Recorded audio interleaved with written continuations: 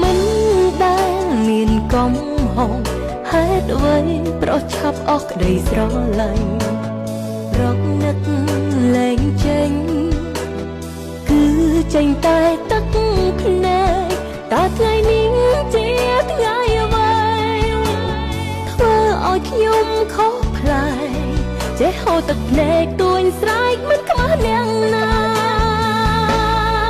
ប្រឡាញ់គេហួព្រោះគេនោះជាអ្នកមានជាងអូនលួចក្បត់ខ្លួនផ្ដាំស្នេហ៍នឹងគេជាយូរមកហើយព្រោះតែចិត្តរើសវណ្ណាហ៊ានបំភ្លេចស្នេហ៍ត្រានត្រៃចាក់ចេញឲ្យអូនជឿចាប់រួចគ្លៀតដីរំពឹងអាណិតអូនឡើងទៅប្រាប់ច្បាស់ឲ្យអូនយល់ការពិត